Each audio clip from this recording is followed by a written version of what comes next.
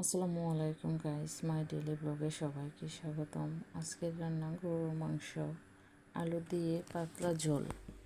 এদিকে সব কাটাকুটি শেষে পাটায় চলে গেলাম, পাটা ধুয়ে নিচ্ছি। তো পেঁয়াজ বেটে নিচ্ছি। বাটা শেষে আমরা রসুন বেটে নেব।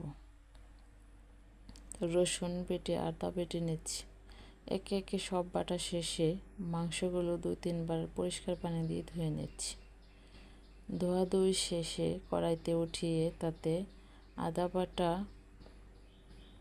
পেঁয়াজ বাটা, রসুন বাটা দিয়ে, পেঁয়াজ কুচি, আস্ত রসুনের কোয়া দিয়ে, তো তাতে 2টা কাঁচা লঙ্কা দিয়ে, এবার পরিমাণ মতো মরিচ গুঁড়া, হলুদ গুঁড়া, ধনিয়া গুঁড়া দিয়ে, সাথে একটু অল্প জিরে দিয়ে, পরিমাণ মতো লবণ দিয়ে,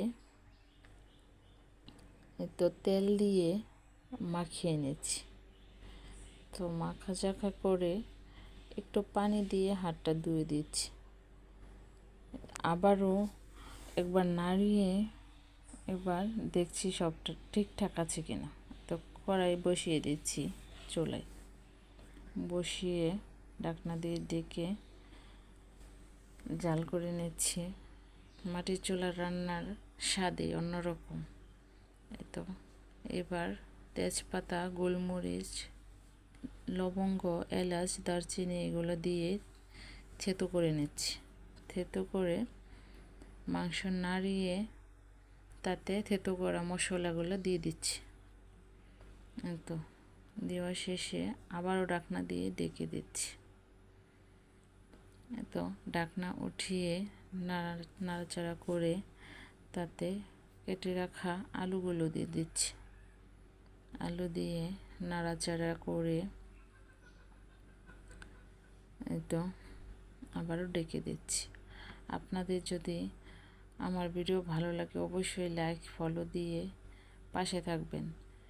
তো বলতে পানি দিয়ে আবার আরেকবার নাড়িয়ে ঢাকনা দিয়ে ডেকে দিচ্ছি।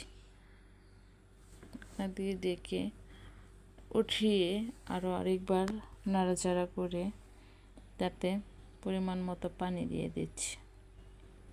পানি দেওয়া শেষে আবারও ডেকে দিচ্ছি। ঢাকনা উঠিয়ে আবারও একটু নাড়াচাড়া করে নিচ্ছি। তো